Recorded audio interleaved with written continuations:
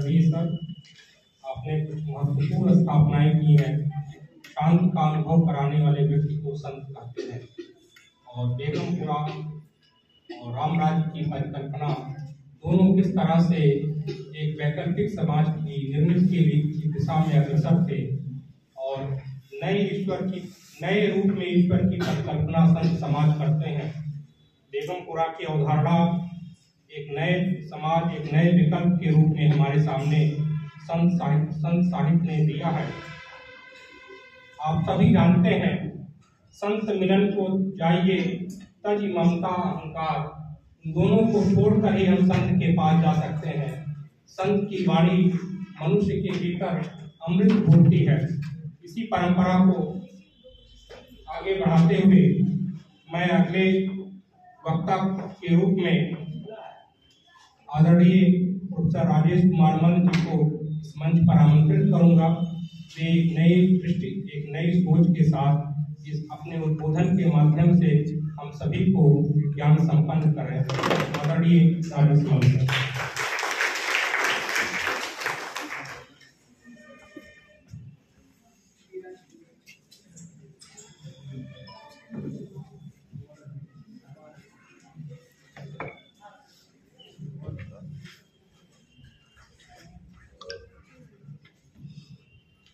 आज की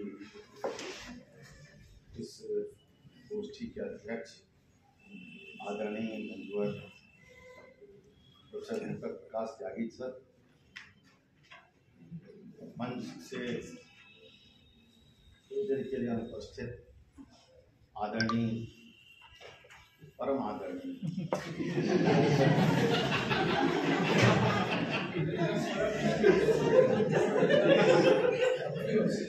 जाने के नाते परम जोड़ दिया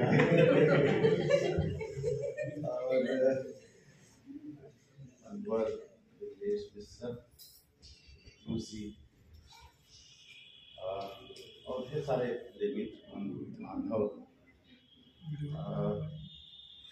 मुझे लगता है कि बीजे और एमजे के विद्यार्थी, विशेष रूप से मैं उनको संबोधित इसलिए कर रहा हूँ कि उनके अनुशासन से थोड़ा बाहर है, लेकिन फिर भी इस तरह की गोष्ठियों में साहित्य के बहसों बातचीत में उनको शामिल होकर के आज जो ये रिक्तता है पत्रकारिता के क्षेत्र में उस पर वो गौर करेंगे।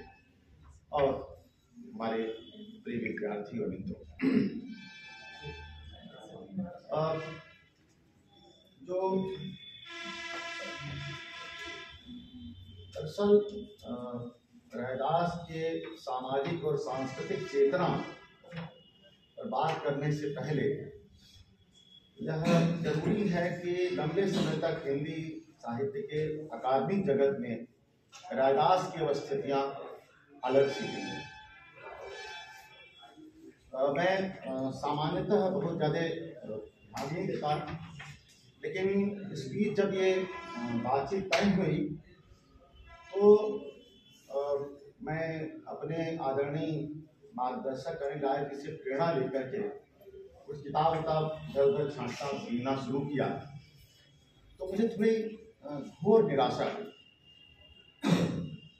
भक्ति काव्य के मूल्यांकन करते समय जितना जोर कबीर, जायसी, रैदास, सूर तुलसी पर हुआ है, उतना रैदास पर नहीं हुआ है। खास करके संत काव्य धारा के कबीर को छोड़ करके बाकी कवियों पर उतना गंभीरता से विचार नहीं हुआ। मेरा ये अल्प ज्ञान हो सकता है, लेकिन मेरे सामने एक चुनौती और समस्या जरूर है।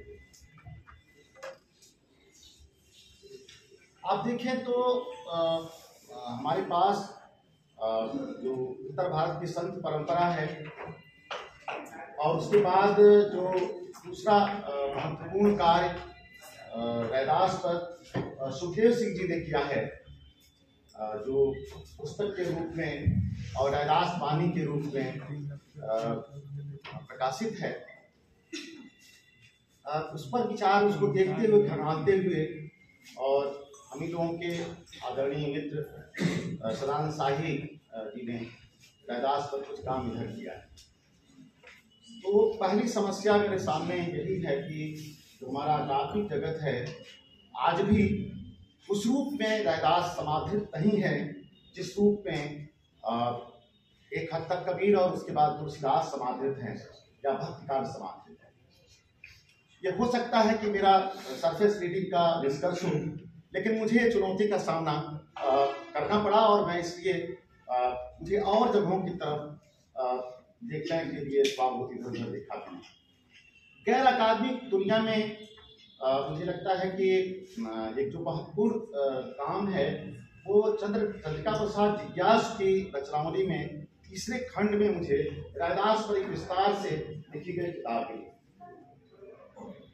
लेकिन उससे पहले जो है वो दिमाग में ठीक है, कोई बात नहीं, वो ठीक है, बोलिए।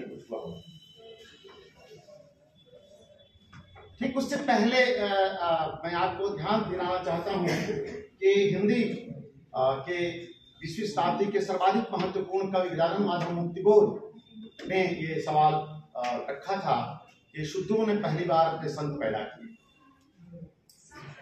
दरअसल क्या है कि यह पूरा लेख अगर आप पढ़ें जिसमें यह बात कही गई है, अथवा मुक्तिबोध के इतिहास और संस्कृत किताब के उस अध्यायों पर विचार किया जाए जहां मुक्तिबोध इस सवाल को उठाते हैं कि भक्ति आंदोलन किस रूप में हमारे देश के भीतर हिंदू मुस्लिम कंट्राडिक्शन से ज्यादा भारतीय समाज के भीतर के अपने अंतर विरोधों को आगे बढ़ाने का काम कर रहा था, इस पर थोड़ा विचार करने और गौर करने के बाद मैं वो दोनों उदाहरण आपके सामने रखना चाहता हूं, मुक्तिबोध से और जिज्ञास चंद्रिका प्रसाद जिज्ञास के हवाले से, क्योंकि एक नई रोशनी पड़ती है जिसमें रैदास के मूल्यांकन के नए द्वार खुलते हैं और रैदास के बेगमपुरा का महत्व बदलता है। आप हिंदू मुस्लिम बाइनरी से रैदास को देखेंगे तो बेगमपुरा का सारी अवधारणा खत्म हो जाएगी, क्योंकि पूरी शब्दावली और डिक्शन फारसी और हिंदी की मिला जुला रूप है। यह बात थोड़ा सा ध्यान रखने की जरूरत है। मैं इतिहास और संस्कृत से उदाहरण को आपके सामने पढ़ना चाहता हूँ। समय मैं बहुत ज्यादा नहीं लूंगा, सामान्यतः मेरा बातचीत करने का तरीका नहीं है, फिर भी जनसाधारण की प्रतिभाशाली पुत्रों को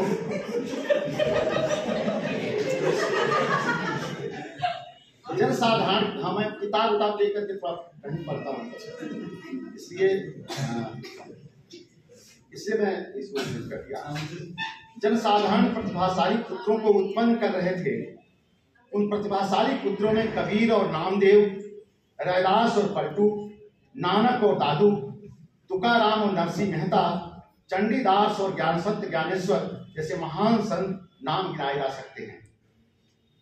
रैदास के नम्र हृदय में सारा विश्व आर्द्र होकर के विराजमान था। ये वाक्य है गजानन माधव मुक्तिबोध का पुस्तक इतिहास और संस्कृत। जो दूसरा लेख नई कविता के आत्मसंघर्ष में संकलित है, जिसमें वो शूद्रों ने पहली बार अपने संत पैदा किए जैसे थियरी को देते हैं, उसमें उन्होंने रखा है उस लेख का शीर्षक है मध्ययुगीन भक्ति आंदोलन का एक पहलू। ये नई दिशा में 1958 में छपा था पहले, बाद में नई कविता के आत्मसंघर्ष के किताब में ये संकलित हुआ है। यहाँ वो उस सवाल को भारतीय समाज के अंतर विरोध को थोड़ा खुल करके रखते हैं। उच्च वर्गीयों और निम्न वर्गीयों के संघर्ष बहुत पुराना है। यह संघर्ष निसंदेह धार्मिक, सांस्कृतिक और सामाजिक क्षेत्रों में अनेक रूपों में मौजूद हुआ। सिद्धों और नाथ संप्रदाय के लोगों ने जनसाधारण में अपना पर्याप्त प्रभाव रखा, किंतु भक्ति आंदोलन का जनसाधारण पर जितना प्रभाव पड़ा वह किसी का नहीं।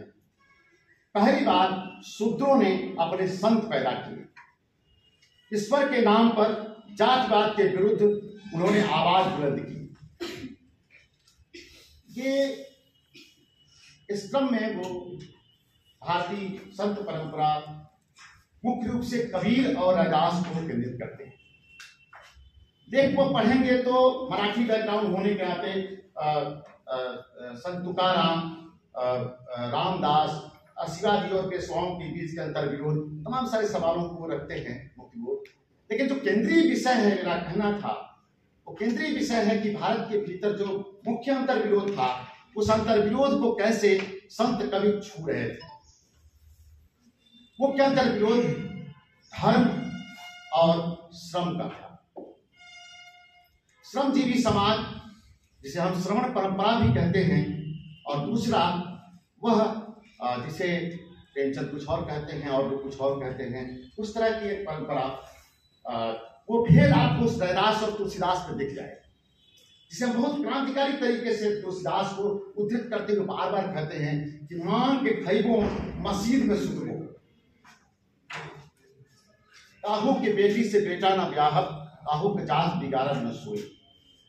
उस पूरे टेक्स्ट से अलग रैदास या कबीर का, रैदास का संदर्भ है, जहां से वो धर्म के मुकाबले श्रम को प्रतिष्ठित करते, मान के खाने को अपराध घोषित कर देते।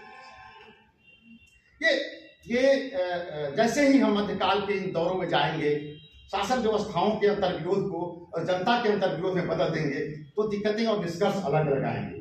रैदास के पाठ और रैदास के मूल्यांकन के संदर्भ बदल जाएंगे। इसलिए जरूरी है कि रैदास की इन पंक्तियों को ध्यान रखा जाए कि 100 बरस रहो जगत में, जीवत रहकर करो काम, रैदास कर्म ही धर्म है, कर्म करो जिसका। मैं उस श्रमजीवी वर्ग के भीतर से जो श्रम के प्रति और श्रम के प्रति जो सम्मान भाव, दरअसल क्या है, वर्ण व्यवस्था की थीसिस ही इसी पर टिकी हुई है। यह श्रम विरोधी थीसिस ही है। कभी और बात कर लेंगे इस पर कि जो काम करता है आदमी, जो श्रम करता है वह छोटा होता है, जो श्रम नहीं करता है वो बड़ा होता है। हमारे यहाँ शारीरिक श्रम, हाँ नहीं, शारीरिक श्रम ही नहीं बल्कि हाँ नहीं, शारीरिक श्रम तो और भी ठीक कह रहे हैं आप। मैं कह रहा था कि मेंटल लेबर, मैनुअल लेबर की गैर की बात तो फंसा कहूँ उच्च धरातल पर है। मैं इसी धरातल पर कह रहा हूँ कि जैसे कोई बड़ा आदमी है तो लोग कहते हैं उनके घर 4-4 लोग नौकर लगे। बड़ा होने का एक यह भी है तो कोई काम नहीं करते।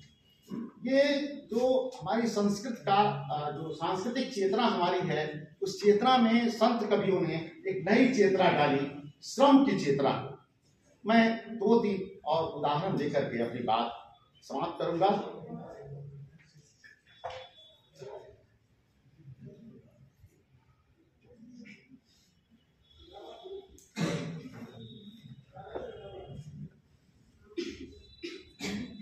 रविदास सबकर खाइए चौलों पार बसाओ, नेक कमाई जो करो कबह निकल जाए, धर्म कर्म जाने नहीं मन में अति अभिमान, ये सो बाभन सो भलो रविदास सबहु जान।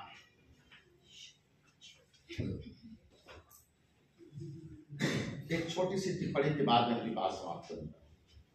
मैं समेट दूं इसको, लगता है कि मेरा वक्तव्य थोड़ा बिखरा सा है, लेकिन मैं कहना यह चाहता हूं कि मध्यकालीन संत काव्यधारा का मूल्यांकन करते समय मुख्य अंतर्विरोध के रूप में हमें हिंदू मुस्लिम संघर्ष से ज्यादा भारत के भीतर, भारतीय समाज के भीतर अंतर्विरोध और उसकी सांस्कृतिक चेतना पर ध्यान देना चाहिए।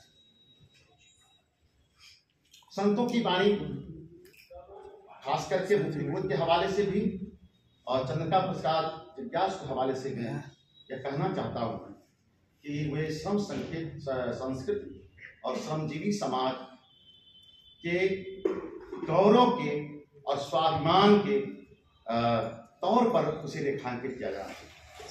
यह साहस का काम है कि रैदास कहते हैं कि मैं रैदास खलास चमारा। यह शक्ति और ये सामर्थ्य शायद ही किसी कवि ने वर्ण व्यवस्था के भीतर इस तरह के शब्दावली के साथ कहने का साहस किसी ने किया। तीसरी चीज कि प्रकारांतर से और आज भी एक सांस्कृतिक संघर्ष है। उस सांस्कृतिक संघर्ष में रैदास के श्रम संबंधी जो सोच है, विचार है, चिंतन है, संस्कृति है, उसे रेखांकित किया जाना चाहिए, उसे समाधित किया जाना चाहिए। धन्यवाद।